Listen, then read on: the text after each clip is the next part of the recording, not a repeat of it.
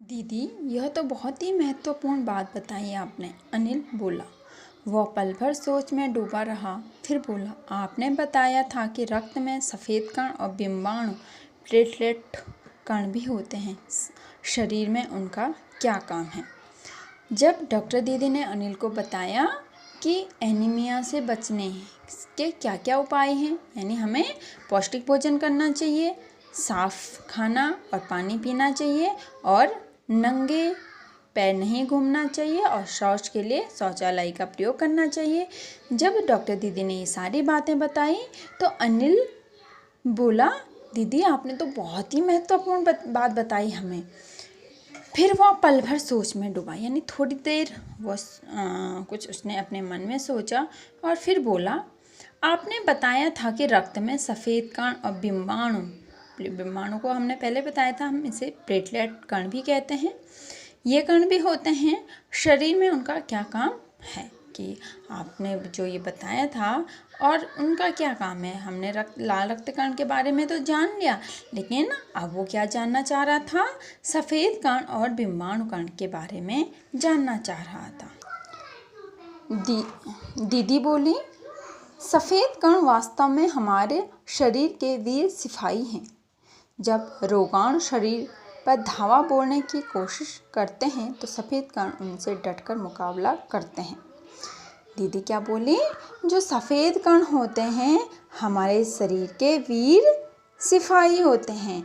जिस प्रकार से हमारे देश के वीर सिपाही होते हैं, बॉर्डर पे दुश्मनों से लड़ते हैं, उसी प्रकार से जो सफ़ेद कण होते हैं वो क्या करते हैं, हमारे शरीर के अंदर रोगाणुओं से लड़ते हैं।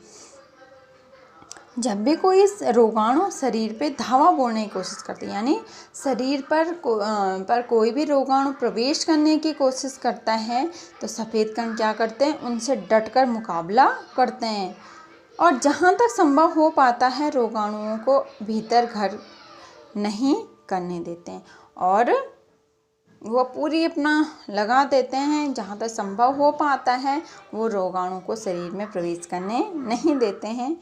बस संक्षेप में ये मान लो कि वे बहुत सारे रोगों से हमारे शरीर की रक्षा करते हैं। यानी जो सफ़ेद कण होते हैं, सफ़ेद रक्त कण होते हैं, वो हमारे शरीर के रक्षा करते हैं। किससे करते हैं? रोगों से रक्षा करते हैं। और बिंबाणुओं का काम है चोट लगने पे रक्त जमाव क्रिया में मदद करना। रक्त के तरल भाग प्लाज्मा में एक विशेष किस्म की प्रोटीन होती है जो रक्तवाहिका की कटी फटी दीवार में मकड़ी के जाले के समान एक जाला बुन देती हैं। बिंबाणु इस जाले से चिपक जाते हैं। इस तरह दीवार में आई दरार भर जाती है जिससे रक्त बाहर निकलना बंद हो जाता है।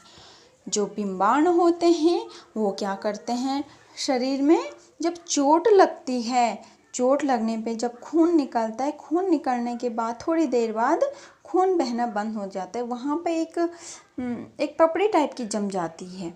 ये काम कौन करता है? बिंबाणु करता है। जो रक्त का तरल भाग प्लाज्मा होता है, उसमें एक विशेष किस्म की प्रोटीन होती है।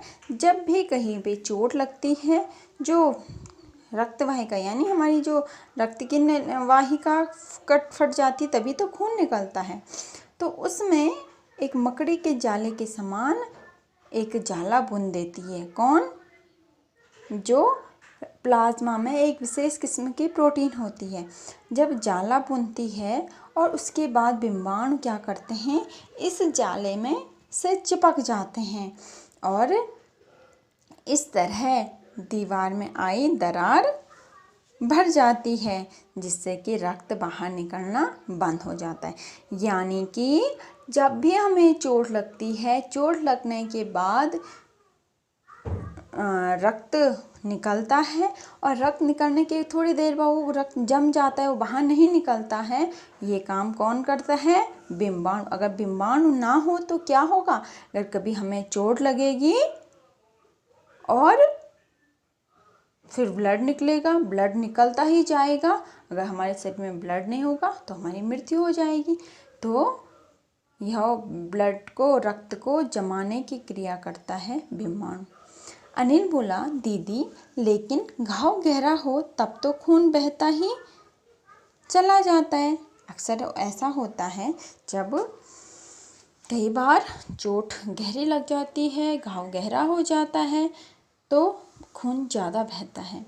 तब दीदी कहती है, हाँ ऐसे समय में उस व्यक्ति को जल्दी से डॉक्टर के पास ले जाना चाहिए, है ना। जब क्या गहरी चोट लगती है तो उस व्यक्ति को क्या करना चाहिए, डॉक्टर के पास ले जाना चाहिए। ज़रूरत समझने पे ऐसी स्थिति से निपटने के लिए कुछ टाँके भी लगाने पड़ सकते हैं। आपने अक्सर देखा होगा जब चोट गहरी लग जाती है, हम डॉक्टर के पास जाते हैं, कई बार डॉक्टर उस चोट पे, क्योंकि घाव गहरा होता है, स्टिचेस यानी टाँके लगाए जाते हैं, डॉक्टर टाँके लगाते हैं। किंतु डॉक्टर के पास पहुंचने तक के समय में चोट के स्थान पर कसकर एक साफ कपड़ा बांध देना चाहिए।